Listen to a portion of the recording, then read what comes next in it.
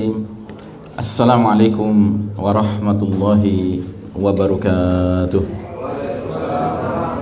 Alhamdulillahirabbil alamin. Wassalatu wassalamu ala asyrafil anbiya'i wal mursalin Sayyidina Muhammadin wa ala alihi wa ashabihi ajma'in. Faqala Allah Ta'ala fi kitabihil karim ba'da a'udzubillahi minasyaitonir rajim. Ya ayyuhalladzina amanu taqullaha haqqa tuqatih wa la tamutunna illa wa antum muslimun. Hadirin jamaah rahimakumullah, alhamdulillah pada pagi siang hari ini dengan izin Allah kita dapat berkumpul. Dan sebelum saya teruskan, saya mohon materi yang sudah saya kirim ke beberapa orang tertentu. Baik, yang sudah terima bahannya, tolong dilihat slide yang ketiga ya. Baik, tolong diklik ya slide ketiganya, karena itu mengenai kemungkinan terjadinya Batshatul Kubra. Batshatul Kubra merupakan sebuah ungkapan yang ada dalam surat Ad-Dukhan. Tolong dibuka Al-Qur'annya, surat Ad-Dukhan ayat 16 ya.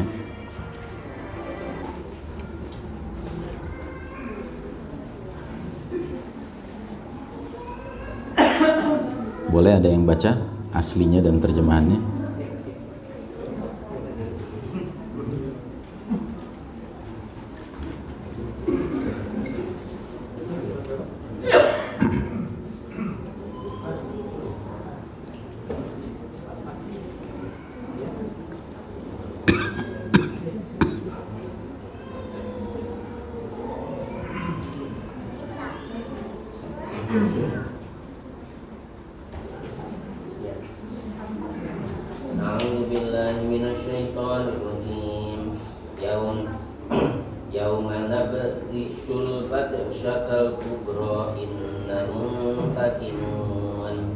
Ingatlah pada hari ketika kami menghantam mereka dengan keras, kami pasti memberi balasan.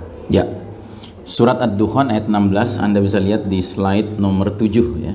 Slide nomor 7 ada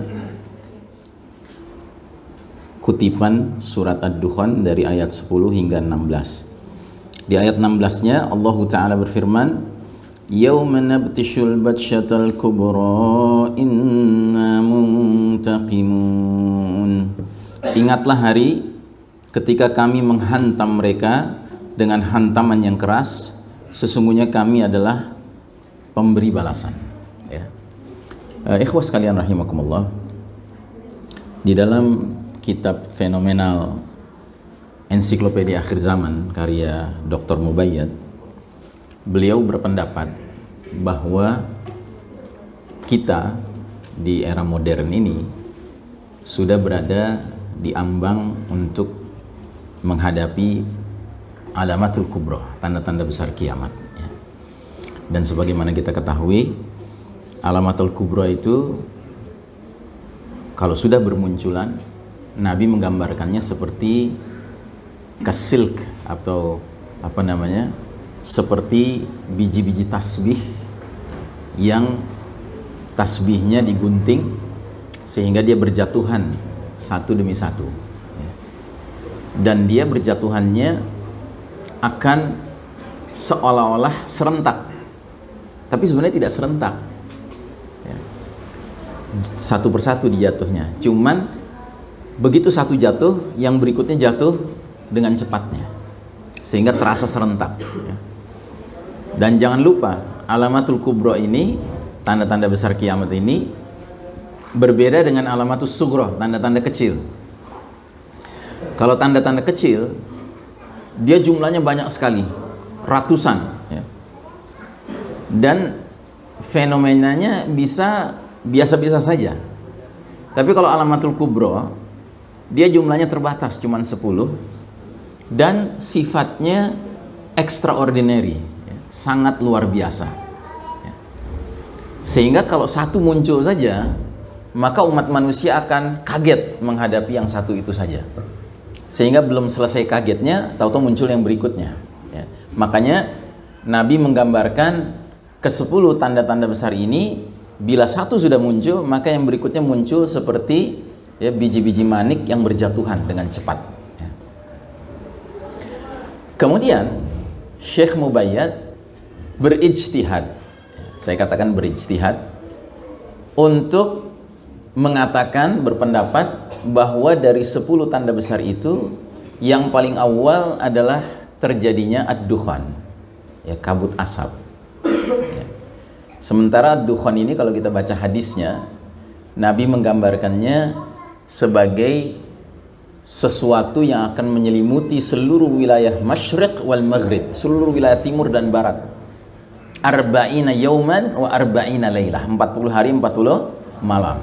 Jadi kita akan hidup dalam kegelapan kabut asap selama 40 hari dan 40 malam. Yang karenanya Allah Subhanahu wa taala bahkan dalam surat Ad-Dukhan, Anda lihat di ayat ke-11-nya, jelas-jelas Allah berfirman, yaghshan nas hadza 'adzabun alim. Dukhan ini akan meliputi segenap manusia dan dia merupakan azab yang pedih. Azab yang pedih. Nah, yang jadi pertanyaan besar kita adalah kenapa Syekh Mubayyad hafizahullah dalam kitabnya ini berani berijtihad bahwa dari 10 tanda besar yang paling awal adalah dukhan, yang berarti azab. Iya kan? Nah, ternyata dia mengatakan pendapatnya ini berlandaskan perkembangan situasi dan kondisi. Jadi situasi dan kondisi kita sekarang ini sedemikian dahsyatnya tenggelam dalam fitan, dalam ujian-ujian, cobaan-cobaan, ya, sehingga sepantasnya ujung dari daftar fitan ini adalah datangnya azab. Karenanya peradaban umat manusia sekarang ini adalah peradaban yang Nabi umpamakan kaqit'il lailil muslim, seperti sepotong malam yang gelap gulita. Kita belum mengalami gelap gulita 40 hari 40 malamnya ya, tetapi kita sudah mengalami kegelapan maknawi. Sekarang ini kita hidup dalam kegelapan maknawi sekarang. Jadi nilai-nilai gelap mengepung kita sekarang ini. Nilai kekufuran, nilai kemunafikan, nilai kesyirikan, nilai kezaliman, nilai kemaksiatan, nilai kemungkaran, ya, semua nilai-nilai yang jelek-jelek itu, kesombongan, ya kan, itu menyelimuti hidup kita sekarang. Sehingga walaupun kita masih merasakan terangnya pagi hari, siang hari, sore hari, ya, cuman malam lah jelas gelap gitu. Tapi pada dasarnya kita sudah berada dalam kondisi gelap gulita sekarang ini. Terus kalau kita kaitkan dengan surat Ibrahim ayat pertama, Allah Ta'ala berfirman, Alif Lam Ra, Kitabun anzalnahu ilaika litukhrijan nasa minaz zulumati ilan nuri biizni rabbihim ila siratil azizil hamid. Surat Ibrahim ayat pertama artinya Alif Lam Ra, kitab Al-Quran ini kami turunkan dia kepada engkau Muhammad SAW agar engkau mengeluarkan manusia minaz zulumati ilan nur, dari kegelapan menuju cahaya, dengan izin Rabb mereka menuju jalan Allah yang maha perkasa lagi maha terpuji. Jadi kalau kita kaitkan dengan ayat ini, berarti yang menyebabkan dulu Nabi dan para sahabat berhasil mengubah situasi Jazirah Arab yang asalnya tenggelam dalam zulumatil jahiliyah menjadi hidup di bawah naungan nurul Islam, cahaya Islam, itu apa? Yang menyebabkan Nabi dan para sahabat dengan izin Allah sukses mengubah Jazirah Arab yang tadinya tenggelam dalam kegelapan jahiliyah menjadi hidup di bawah naungan cahaya Islam, itu apa? Al-Quran, ya. Sebuah kitab yang hari ini, ya, dilarang untuk dijadikan sumber nilai, sumber norma, dan sumber hukum. Ya. Makanya dunia gelap sekarang. Bahkan lebih parah lagi, ada yang punya rencana ingin memodifikasi kitab ini agar sesuai dengan ideologi bangsanya. Siapa yang ngomong begitu? jin merah jambu. Kalau akhirat begitu tabiatnya. Akhirat itu segala sesuatu baqa, lestari, konstan, tetap, abadi, ya. Orang yang berbahagia di akhirat akan bahagia terus, khalidina fiha abada, dan mudah-mudahan kita masuk golongan itu. Tapi sementara itu mereka-mereka yang sengsara di akhirat nanti ya sengsara terus. Ya. Kullama nadijat juluduhum baddalnahum juludan ghairaha liyadzuqul adzab. Setiap kali kulit mereka habis hancur terbakar oleh api neraka, diapakan sama Allah? Diremajakan, diganti sama kulit yang baru. Maksudnya diganti dengan kulit baru supaya apa? Liyadzuqul adzab, agar merasakan azab. Di dunia ini nggak ada azab. Yang ada adalah sakit. Hakikat azab bukan di dunia. Sebagaimana hakikat kebahagiaan bukan di dunia. Ya. Nah, ini harus kita sadari. Seringkali kita umat Islam ini amat sangat sentimental. Ya. Kita gampang gitu, diobok-obok perasaan kita. Ya, seperti kemarin ini kita diobok-obok perasaan kita menyaksikan apa yang terjadi di Delhi, ya. Ya sudah sepantasnya memang kita memiliki perasaan simpati kepada ikhwanuna al-muslimin, al-muslimat yang terzolimi di sana.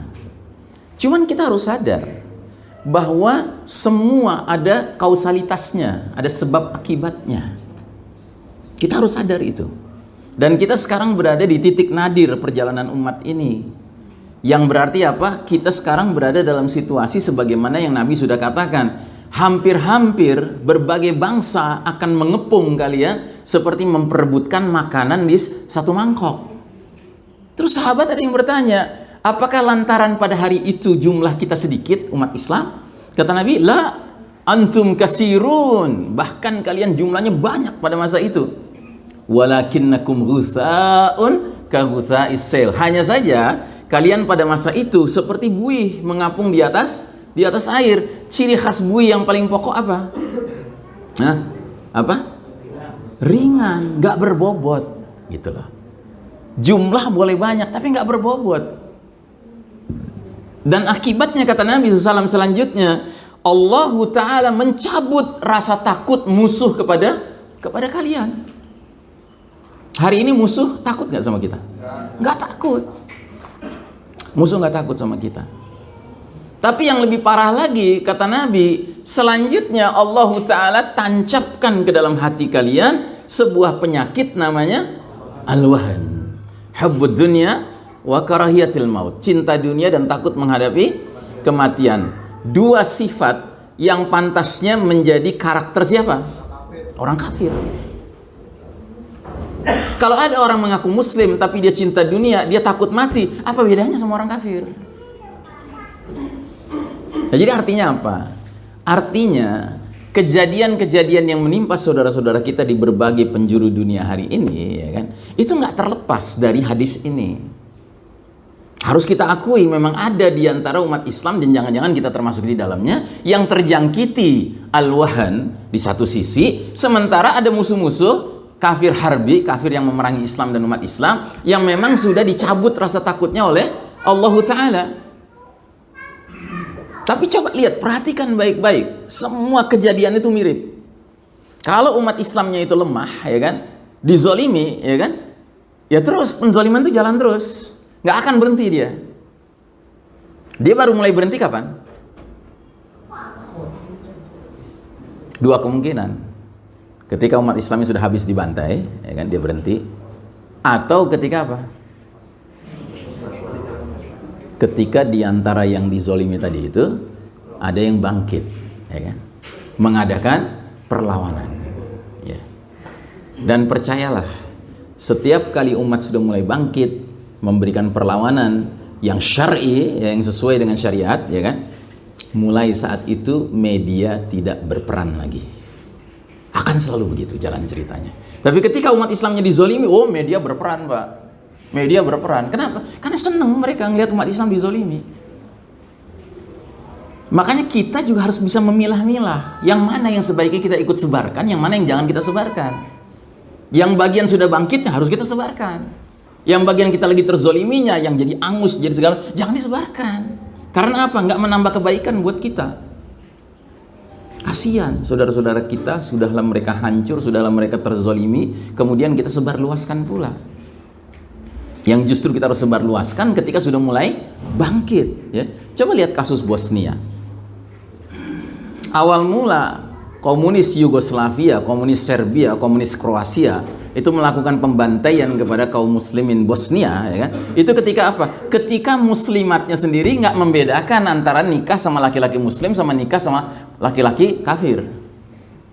Ketika wanita-wanitanya sudah tidak merasa perlu untuk menutup auratnya. Ketika laki-lakinya sudah tidak memiliki ghairah islamiyah, ya, tidak memiliki rasa cemburu bahwa istrinya diliatin rambutnya sama laki-laki lain. Ya. Ketika laki-lakinya punya penyakit dayus, ya, tahu dayus ya, ya nggak ada ghairah, nggak ada kecemburuan. Tapi begitu sudah mulai terjadi penzoliman dan menyebabkan hadirnya mereka-mereka yang sadar, oh kita nggak bisa menjadi muslim kayak kebanyakan muslim, kita harus jadi mukmin, bahkan kita harus jadi mujahid fisabilillah, dan menyebabkan mereka-mereka ini menularkan semangat berjihad kepada muslimin lain dari negeri lain berdatangan ke situ. Nah di situ mulai berperan, ya, PBB mulai mendukung ceasefire, ya, mendukung gencatan senjata. Mulai kemudian media tidak memberitakan lagi. Ya, karena apa? Karena itu bisa membangkitkan ruhul jihad. Nah ini harus kita pahami, ya, bahwa kita sekarang ini memang berada pada posisi defeated, kalah, dan karenanya wajarlah kalau umat Islam terus-menerus dijadikan objek rekayasa, objek skenario mereka, gitu. Yang karenanya kita nggak punya pilihan lain kecuali memperdalam dan mempertajam pemahaman kita tentang skenario Allah itu kayak gimana sih sebenarnya. Allah itu sudah menyediakan skenario kayak apa buat kita. Dan kita harus menyesuaikan diri dengan skenario Allah Ta'ala itu.